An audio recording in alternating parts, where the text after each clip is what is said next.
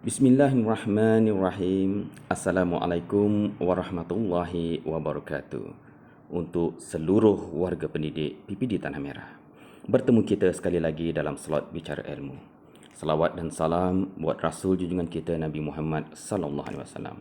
Mudah-mudahan pertemuan ini diberkati Allah dan membawa kebaikan bagi kehidupan kita dunia dan akhirat. Tuan-tuan dan puan-puan sekalian, pada kali ini saya ingin melanjutkan lagi perbincangan kita bagaimana kita menggunakan telefon pintar kita dengan cara paling pintar. Untuk kali ini, saya ingin membincangkan satu aplikasi yang disediakan oleh pihak Google yang kita panggil Google Keeps. Ini adalah ikonnya. Google Keeps, tuan-tuan boleh downloadnya ataupun muat turunnya daripada Google Play. Aplikasi ini juga terdapat dalam versi website. Maksudnya aplikasi ini juga selain boleh kita buka melalui telefon pintar, kita juga boleh membukanya menggunakan komputer, menggunakan web browser yang biasa. Apa yang boleh dibuat oleh Google Keeps ini? Okey, antara yang boleh dibuat di sini ialah kita boleh menyimpan nota dalam bentuk teks ataupun senarai semak. Okey. Dalam bentuk teks, senarai semak, tulisan tangan, lakaran peteminda dan yang penting sekali, ia juga membolehkan kita berkolaborasi dengan pengguna-pengguna lain.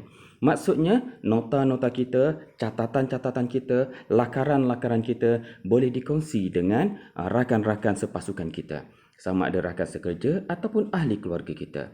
Okey, bagaimana kita nak mulakan satu Google Keeps ini. Mula-mula kita berkenalan dahulu dengan papan mukanya. Ini adalah papan muka Google Keeps. Okey. Di sebelah atas ini adalah bagaimana paparan itu ingin kita lihat. Sekarang ini yang kita lihat adalah dalam bentuk jujukan dan kita boleh ubahnya kepada bentuk tabel dengan menekannya sekali lagi. Dan di hujung penjuru sebelah kanan itu adalah ikon ataupun akaun siapa yang sedang kita gunakan. Baik, di dalam telefon saya ini banyak akaun, maka hari ini saya akan gunakan akaun rasmi saya. Okey, bagi memulakan Google Keeps atau mencatat nota, di sebelah bawah penjuru sebelah kanan ini, kita akan dapati ada satu tanda tambah. Maka kita klik di situ, tanda tambah di situ, maka dia akan beri kita satu papan muka yang baru. Masukkan tajuk. Contohnya, kita ingin membeli senarai sesuatu barang yang selalu kita terlupa. Okey, mungkin kita cari senarai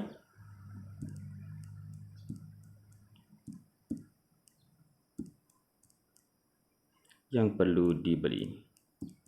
Okey, untuk nota itu, jika dia merupakan senarai barang, maka kita lebih sesuai kita menggunakan senarai semak. Kita tambahkan di sini, ada butang tambah. Kita ambil kotak pilihan ataupun checklist.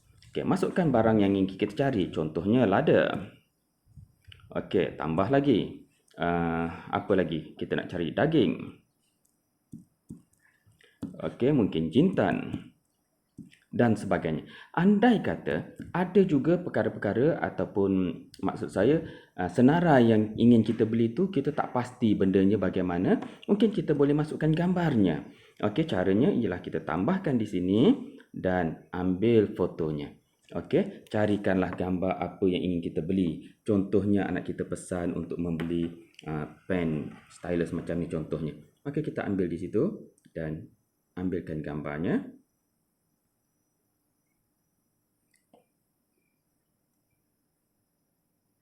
Okey, akan masukkan di situ sebentar lagi. Okey. Jika kita sudah puas hati, kita akan simpan Google Sheet ini. Google Keeps ini.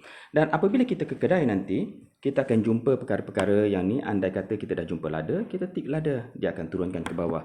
Setelah kita jumpa daging, kita masukkan daging dan sebagainya. Dan akhirnya nanti, kita akan dapat membeli semua barang yang telah dipesan. Okey, itu satu. Di atas ini, jika kita perhatikan, di atas ini akan ada 3 ikon. Ikon yang pertama adalah pin. Maksudnya, jika kita buat di sini, kita akan pastikan pernyataan ini ataupun nota ini sentiasa berada di hadapan, di atas sekali paparan Google Keeps kita, walaupun telah berubah tarikh. Yang sebelah ini, gambar loceng ini adalah peringatan ataupun reminder untuk kita. Di sini kita boleh masukkan, jika kita masukkan di situ, kita boleh minta dia memperingatkan kita bila perkara ini sepatutnya kita buat. Okey? Dan kita boleh masukkan masanya, sama ada dia berulang atau tidak berulang dan sebagainya. Dan yang sebelah ini akhir sekali adalah untuk kita simpan. Jika kerja ini telah selesai, maka kita simpannya dalam bentuk arkib. Maka dia tidak akan lagi dipaparkan dalam nota kita. Okey. Itu yang pertama. Yang kedua, bagaimana cara kita ingin berkongsi nota kita. Okey. Di sini jika tuan-tuan perhatikan, ada beberapa nota yang kita lihat. Ini adalah nota yang baru tadi, senarai yang perlu dibeli, nak beli, bil. Jika kita tengok di sini, ada satu nota daripada bukan akaun saya. Maksudnya nota ini adalah nota yang disampaikan oleh pengguna lain kepada saya. Baik, kita buka di situ dan kita akan dapati ini rupa-rupanya adalah nota daripada anak saya untuk memesan barang yang untuk kita beli. Okey, contoh. Maka kita terima dia sebagai ini adalah yang kita katakan berkolaborasi. Anak kita boleh hantar barang ataupun hantar senarai kepada kita. Bukan senarai untuk dibeli saja, bahkan nota-nota yang lain. Dan satu lagi kegunaannya yang bagi saya agak penting ialah apabila kita membuat senarai semak yang kita adakan peringatan untuknya. Contohnya bayaran bil dan bayaran yang perlu kita buat setiap bulan. Kita senaraikan apakah bayaran-bayaran yang perlu kita buat dan dia akan memperingatkan kita pada tarikh yang sepatutnya.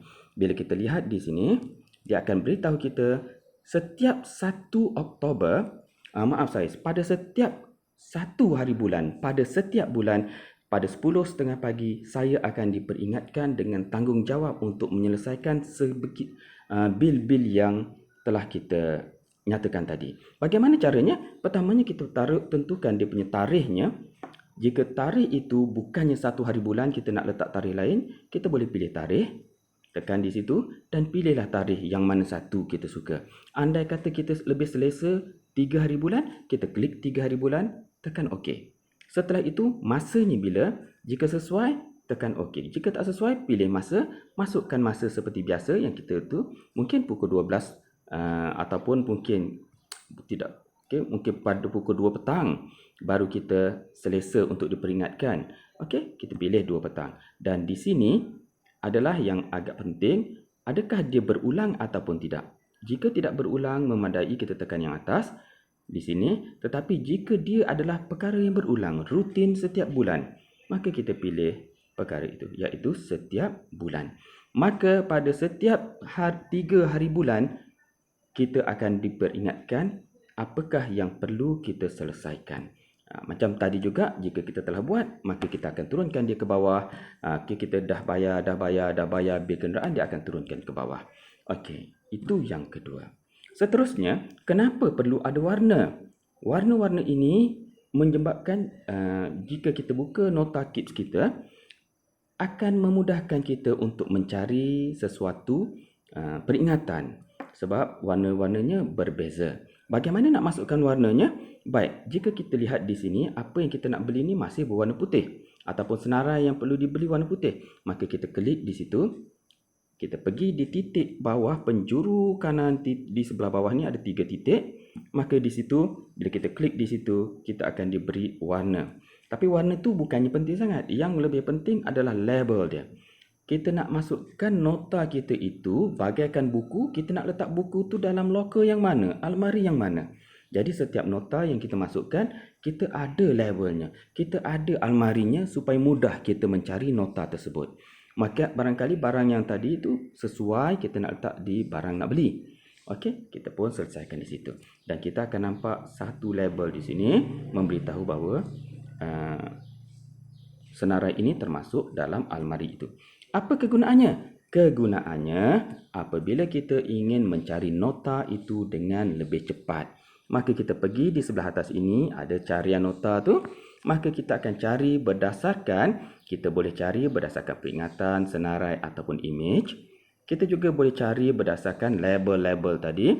Sama ada bil, apa yang kita nak beli, nota. ataupun berdasarkan orang yang menghantar tugasan itu kepada kita ataupun nota itu kepada kita.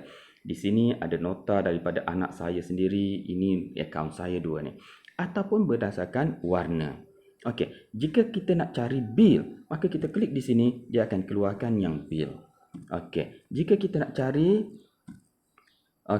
cari yang daripada almari perkara-perkara yang kita nak beli, maka dia akan ada senaraikan, mudah kita nak mencari nota-nota tersebut.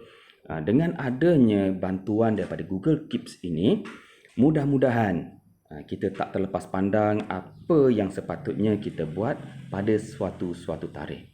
Dan dia adalah lebih baik daripada menggunakan kertas biasa.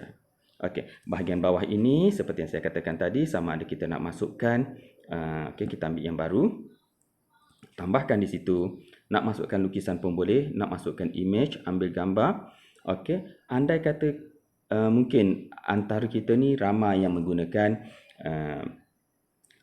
telefon pintar yang canggih, malas nak menaip, maka dia boleh menggunakan tulisan. Sama ada apa yang ingin dituliskan menggunakan pen yang sesuai. Okey, ataupun kita boleh padamkan di situ. Okey, ataupun kita ingin masukkan dah tak sempat sangat nak menulis, maka kita boleh masukkan rakaman suara. Klik di situ dan dia akan membenarkan adalah aplikasi arahan-arahan yang perlu kita ikut, membenarkan kita benar.